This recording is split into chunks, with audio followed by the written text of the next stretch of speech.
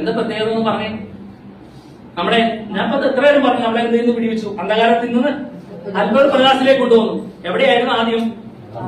പാതാളത്തിലായിരുന്നു. പാതാളത്തിന്റെ അധികാരത്തിൽ നിന്ന് എന്നെ നിങ്ങളെ ദൈവം വീണ്ടെടുത്തു. നമ്മുടെ മക്കളൊക്കെ ദൈവം വീണ്ടെടുത്തു. അമ്മേ, ആ വീണ്ടെടുത്തിട്ടുണ്ടെങ്കിൽ പിന്നെ എന്ത് ചെയ്യാൻ പാടില്ല? അതിന്റെ പ്രവർത്തിക്ക് ഒത്തവണ്ണം ജീവിക്കാൻ വ്യവസ്ഥയില്ല. കർത്താവായ യേശു ക്രിസ്തു എന്നെ വീണ്ടെടുത്തു, അവൻ എന്നെ കൈക്കൊള്ളും. കർത്താവായ യേശു ക്രിസ്തു എന്നെ കൈക്കൊള്ളും, എന്നെ വീണ്ടെടുത്ത സ്ഥിതിക്ക് നമ്മൾ ഇന്ന് എന്തായിത്തീർന്നു? ദൈവ മക്കളായിത്തീർന്നു. അല്ലെ? കർത്താവായ യേശു ക്രിസ്തുവിനെ കൈക്കൊണ്ട് അവന്റെ നാമത്തിൽ വിശ്വസിക്കുന്ന ഏവർക്കും ദൈവ മക്കളായി തീരാൻ അധികാരം ലഭിച്ചു. അപ്പൊ നമുക്കിപ്പോ അധികാരം ലഭിച്ചു. നമ്മളിപ്പോ ദൈവ മക്കളാണ്. സ്തോത്രം, ദൈവ മക്കളാണ്. നമ്മളിപ്പോൾ ദൈവ മക്കളാണ്. ഇനി എന്റെ ദൈവം വീണ്ടെടുക്കും. അല്ലെ? എന്റെ ദൈവം അവൻ എന്നെ കൈക്കൊള്ളും. അതെപ്പോഴാണ്? കർത്താവൻ ഗംഭീരനാഥത്തോടും പ്രധാന ദൂതന്റെ ശബ്ദത്തോടും സ്വർഗത്തിൽ നേർന്നു. അല്ലെ?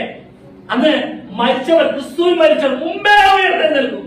പിന്നെ ജീവനോടെ ശേഷിക്കുന്ന നാം ഓരോരുത്തരും അവനോടുകൂടെ രൂപാന്തരപ്പെടും. അങ്ങനെ അവൻ എന്നെ കൈക്കൊള്ളും. അപ്പൊ നമ്മൾ ആരെ പ്രതീക്ഷിച്ച ഭൂമിയിൽ ജീവിക്കുന്നേ? കർത്താവിന്റെ വാരവൻ, എന്റെ പ്രാണപ്രിയന്റെ വാരവനെ പ്രതീക്ഷിച്ച് ഭൂമിയിൽ ജീവിക്കുക.